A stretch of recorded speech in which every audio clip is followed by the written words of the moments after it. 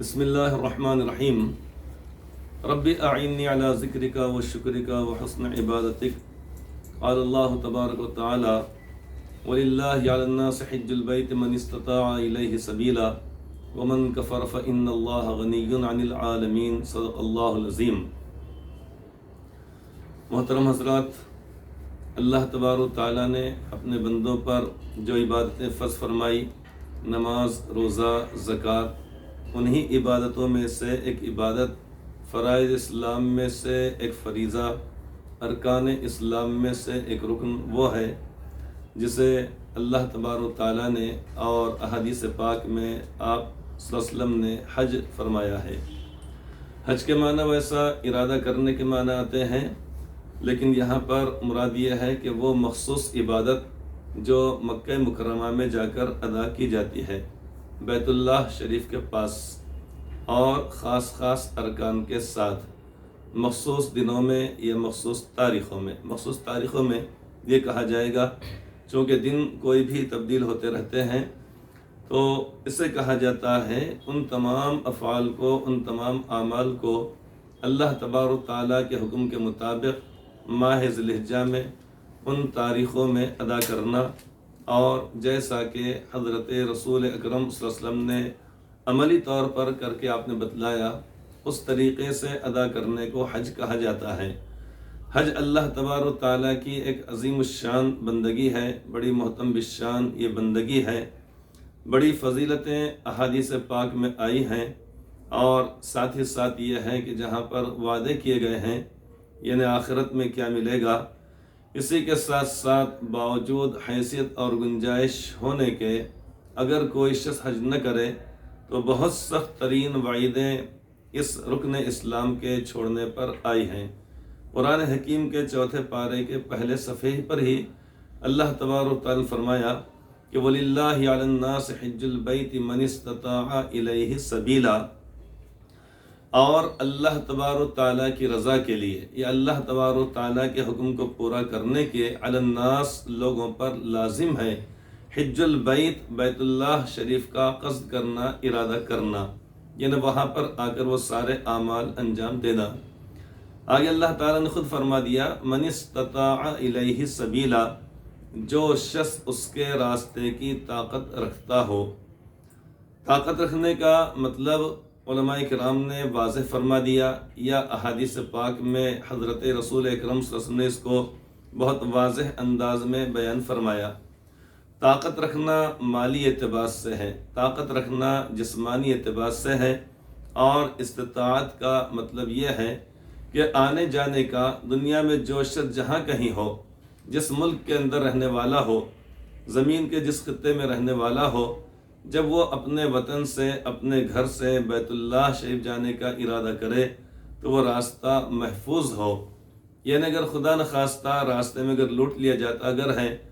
جانی اور مالی نقصان پہنچایا اگر جاتا ہے، تو یہ کہا جائے گا کہ راستہ پرامن نہیں ہے۔ تو استطاعت مالی اعتبار سے بھی ہونا ضروری ہے۔ کس طریقے سے؟ جیسا کہ بتلایا گیا اور وضاحت کی گئی کہ جو شخص حج کے لیے جا رہا ہے تو اس کی واپسی تک، یعنی اس کے جانے کے بعد سے لے کر اس کی واپسی تک جو لوگ اس کے زیر کفالت ہیں، مثلاً اس کے ساتھ اس کے والدین رہتے ہیں جو اس شخص کی کفالت میں ہیں، لہٰذا والدین، بھائی بہن اگر ہیں تو وہ بھی، اور بیوی بچے،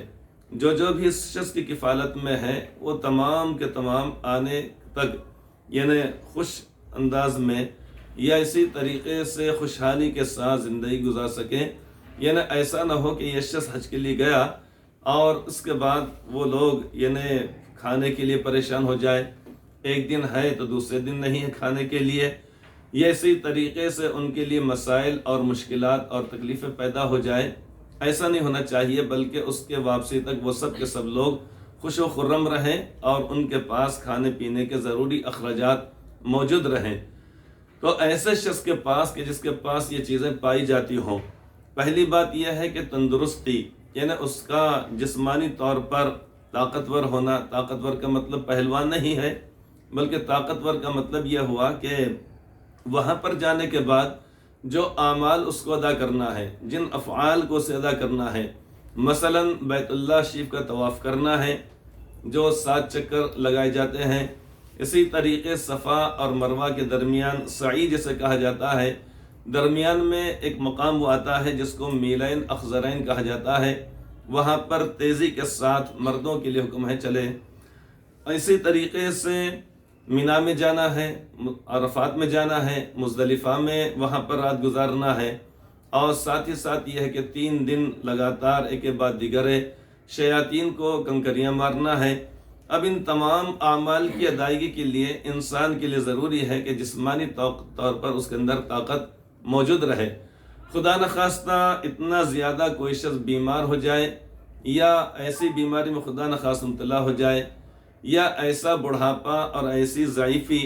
کہ اپنے طور پر جہاں بیٹھا ہوا ہے وہاں سے اٹھنا اس کے لیے مشکل، لوگوں نے اگر اس کو ہاتھ پکڑ کر اگر کھڑا کیا تو اپنے طور پر اس کے لیے بیٹھنا مشکل، چند قدم چلنا مشکل، تو ایسا شخص وہاں پر جانے کے بعد اعمال کو کس طریقے سے ادا کر سکے گا؟ تو یہ بات کہ یعنی جسمانی طور پر انسان کے اندر طاقت رہے، قوت رہے، وہ بھی ضروری ہے۔ مالی اعتبار سے اتنی گنجائش ضروری ہے کہ جانے آنے کے اخراجات موجود ہوں بیت اللہ شریف جانے کے لیے، لیکن چونکہ آج کے زمانے میں، آج کے حالات میں، بلکہ کافی عرصے سے چونکہ ہر ملک کے اندر حج کمیٹیاں بن گئی ہیں، اور جو لوگ بھی حج کے لیے جاتے ہیں تو وہ تمام کے تمام جگہوں پر لے جایا ان کو جاتا ہے، اور مکہ مکرمہ کے ساتھ ساتھ مدینہ طیبہ وہاں پر بھی لے جایا جاتا ہے۔ حالانکہ مدینہ طیبہ کی زیارت، روضہ مبارک پر حاضر ہونا، یہ بہت بڑی خوش نصیبی کی بات ہے، بڑی سعادت مندی کی بات ہے۔ احادیث پاک میں اس کا ذکر کیا گیا، لیکن وہ عمل حج کا ایک جز یا حج کا حصہ نہیں ہے۔ لیکن چونکہ جو شخص کے حج کو جاتا ہے لاکھوں روپیہ خرچ کر کے جاتا ہے، اپنے وطن کو، کاروبار کو، اہل و عیال کو چھوڑ کر جاتا ہے، اس لیے دنیا کی تمام مملکتیں، تمام حکومتیں مکہ مکرمہ کے ساتھ ساتھ مدینہ طیبہ کی بھی زیارت، چونکہ بڑی فضیلت احادیث پاک میں آئی ہے، وہاں پر نماز پڑھنے کی بڑی فضیلت آئی ہے مسجد نبوی صلی اللہ علیہ وسلم کے اندر،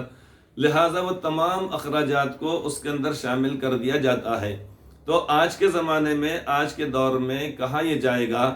کہ وہ شخص صاحب استطاعت سمجھا جائے گا کہ جس شخص کے پاس حرمین شریفین، اصل تو یہ ہے کہ مکہ مکرمہ جائے جائے، لیکن ساتھ ہی ساتھ یہ ہے کہ مدینہ طیبہ کے بھی ضروری اخراجات کہ جتنے دن وہاں پر رہیں گے، جہاں پر قیام رہے گا، یہ ساری کی ساری چیزوں کے لیے جتنا خرچ لگے گا، چاہے وہ ہوٹل کا خرچ ہو، چاہے وہاں پر کھانے پینے کا خرچ ہو، یا اسی طریقے سے مقدس مقامات کی زیارت کرنے کا خرچ ہو، چونکہ ساری کی ساری چیزیں اس کے اندر شامل ہوتی ہیں۔ بسوں کا کرایہ ہے، مکہ مکرمہ سے لے کر مدینہ طیبہ تک ہے، یہ تمام کا تمام خرچ جس شخص کے پاس ہے تو اس شخص کے اوپر اللہ تبارک و تعالیٰ نے حج کو فرض فرمایا ہے۔ تو ایک تو یہ ہے کہ جسمانی اعتبار سے انسان کے اندر استطاعت یعنی طاقت ہو، دوسرے کہ مالی طور پر انسان کے پاس طاقت ہے یعنی اتنی گنجائش موجود ہے، تیسری بات یہ ہے کہ جانے آنے کے ضروری اخراجات موجود ہیں، لیکن جتنے دن کا سفر ہے، چاہے مہینے بھر کا ہو، 1.5 مہینے کا ہو، حالانکہ حج کے ایام 5 ایام ہیں، لیکن چونکہ سب کے ساتھ جانا پڑتا ہے، کوئی شخص یہ نہیں کہہ سکتا ہے کہ میرے لیے حج کے لیے بعد فوری طور پہ واپسی کا انتظام کیا جائے، بلکہ اس کو سب کے ساتھ جانا، سب کے ساتھ آنا پڑتا ہے۔ لہٰذا اس دوران جتنے بھی اخراجات لگنے والے ہیں وہ تمام کے تمام اخراجات، اور ساتھ ہی ساتھ یہ ہے کہ اس کے اہل و عیال واپسی تک خوش و خرم رہیں، اتنا خرچ انسان کے پاس موجود رہنا پڑتا ہے۔ اس کے علاوہ راستہ پرامن رہے، راستہ محفوظ رہے، کہ راستے میں لوٹا نہ جاتا ہو، یہ اسی طریقے ڈکیتی نہ ہوتی ہو، ورنہ بعض مرتبہ ایسا ہوتا ہے کہ حاجیوں کو جاتے وقت راستے میں لوٹ لیا جاتا ہے، تو راستہ بھی پرامن ہو۔